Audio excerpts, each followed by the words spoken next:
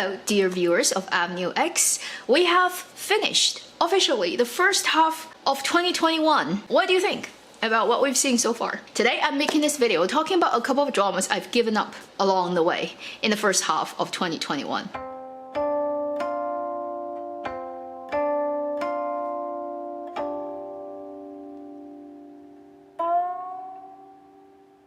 By no means saying they're dramas that do not deserve attention. I know some people love them very, very much. And I gave up on them for very, sometimes ridiculous reasons. And I really welcome everybody to leave a comment. What are the dramas, or what is the drama, okay, depending on how many dramas you watch, that you've given up so far this year. First, I want to talk about the drama 离歌行 Court Lady, led by Xu Kai and Li Yitong, aired on 爱奇艺, 55 episodes set in Tang Dynasty. The drama had something that's really, really well done. Costume, prop, sets. And it has some of the best, I'd say, Tang Dynasty costumes.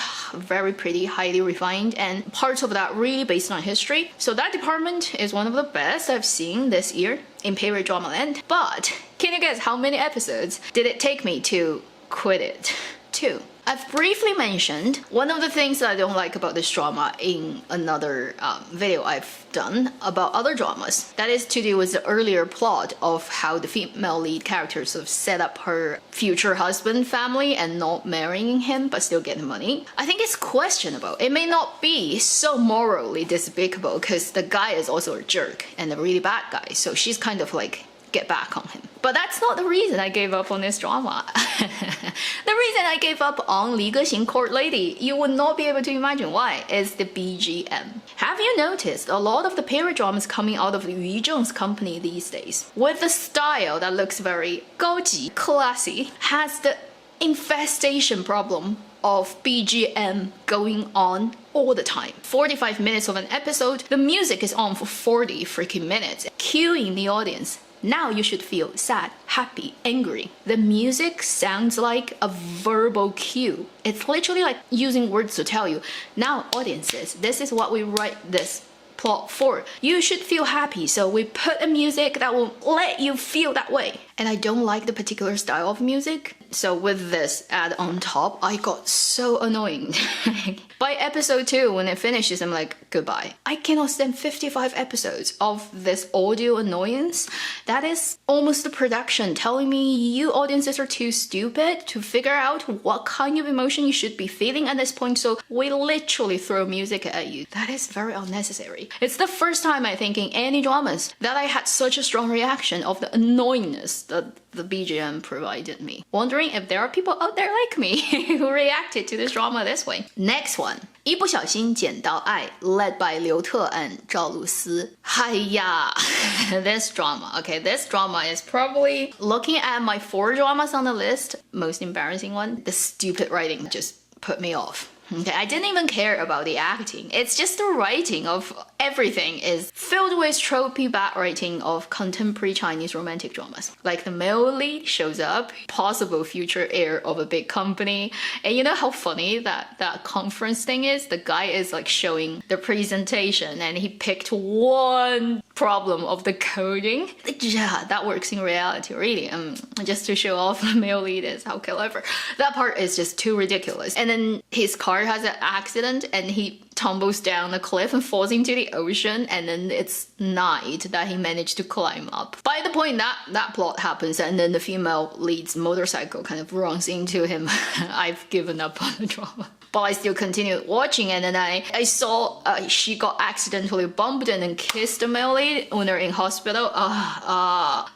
Okay. And then later when they got to her apartment, supposedly she's like not really rich and poor, but her apartment looks good. And he just lives there. Not so long after, his inability to deal with water flooded her apartment. They are not on the ground floor. There's floor 1 on underneath them. I don't know. Didn't anybody run up and just try to kill our male lead? By that point, it should have been leaking like crazy. Is it possible to keep that much water in an apartment where it can leak out of the door and then go down the stairs? I mean, just she decided the first thing she needs to do is to put a set of headphones on the guy's head because he's scared of water. I don't know what happened later to the characters in this drama. I don't think it deserves my attention. Then there is a drama that's called Miss Crow with Mr. Lizard, led by Xing Fei, Ren Jialun. That drama I watched to about episode 8 or 10. So the first day when it went out, the first week, it usually airs about 8-10 episodes. I think I've watched the first week's stuff and decided not to continue. Not because it offends me anyway, or because it's super bad. It is a relatively speaking acceptable contemporary romantic drama. But by the point when it was like 8 or 10 episodes, I still didn't feel I was pulled into their story. I don't quite care about the character's life. I don't find it in any way exciting. I know the guy has a robotic heart, so that's kind of the selling point of the drama. And he ends up being able to electrocute people. That makes a lot of sense, like a Pikachu. But apart from that, what is so special about this drama? Really, there isn't much. It's a very no highlight drama. It neither has like super good comedy nor very unusual plot twist, none of that. It is actually very forgettable. So after I watched the first week, I didn't go back the second week, and then I totally forgot about its existence. And there's one point while I was watching the drama that kind of put its rating at a place where I was like, okay, this is not gonna be a great drama. It's just gonna be a very normal standard contemporary drama. Is again the female lead's apartment. She lost her parents when she was young, so she was brought up by her aunt, and her aunt is quite financially restricted, as right from the beginning. It will tell you that she saves money, she earns money, she's really proud of getting money. Her aunt and her grandma, they're not rich, yet the place that they rent, holy moly, it's not a place that you can afford if you're not very well doing, I'm just saying. So that immediately destroys the believability of the setup of the characters, and everything that happens later, I just wouldn't want to take it seriously. Then the final one is, unfortunately, 爱上特种兵, My Dear Guardian, led by Li Qing and Huang Jingyu. This is also an iQIYI drama, 45 episodes. I've been talking about this drama since it was filming last year many times. And I've also heard people talking about the later episodes kind of got more reasonable and less weird as its earlier episode. But the earlier episodes are so hard for me to sift through, so there's no way for me to enjoy the later episodes, really, even if it got better. The reason that I quit after watching, I think, also the first 2 episodes, is just it's very floaty. It's a super floaty drama. The characters are not real people like. And because of their profession and the setup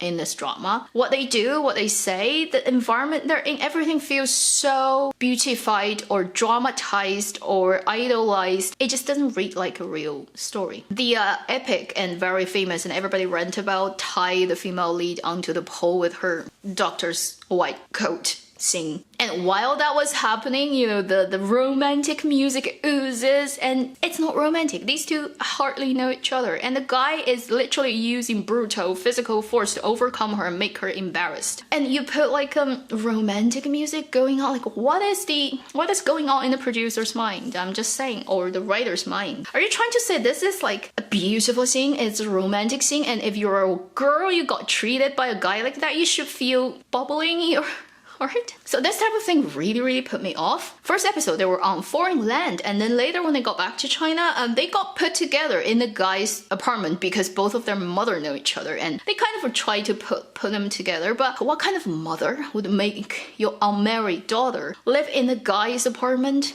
And also the guy is like a super strong, like huge muscly big guy. Like he can literally smack her and then just destroy her on spot. I don't see how it gets practiced in China. Unless the two families literally are always stuck together and they're more like relatives than friends. And the two people, the girl and the boy, know each other like inside out for years and years in their life. But then if it's at that point and they're still not together, that means they're more like relatives than lovers and they will never get together. Oh, and Li Qing, when she's doing laundry, she talks to herself and she has that Lu Xiaokui's energy. It's like, I'm gonna do this, I'm gonna be fine, I can do this. Nobody's watching you, girl, what are you doing? Not saying humans cannot talk to themselves, I do that all the time, but I usually do it for reasons, like I'm practicing the video I'm gonna make, for example, beforehand. So I talk to myself while I was sitting down in front of my desk or cooking stuff. But really when you're doing laundry and suddenly you just decided to start to act to yourself. I know it's exposition to the audience, but it's called lazy writing. It's because the writer couldn't make it justified in the actions, in the behaviors, in the meaningful plot of the drama. Therefore, they make the freaking character to stand there and just say things out. I didn't watch it very carefully. 4 or 5 episodes, I kind of skipped. First 2 watched, and then the next couple I skipped quite a lot. But I do remember there's a point when she's in the hospital and then there's a boy that's played by Han Haoling. I think that's why I watched it, because I want to see the boy, the kid, who has a problem with his heart. Li Qing's role is the resident doctor who thought it might be a very rare problem, but then the doctor who is in charge of this case wouldn't listen to her. Basically, it's like, you're inexperienced, you're a young doctor, who are you to tell me what to do with his surgery plan or whatever. I just don't like that kind of depiction of cardiologist. My mother is exactly the type of doctor that she is not agreeing with and then treating her really badly. And honestly,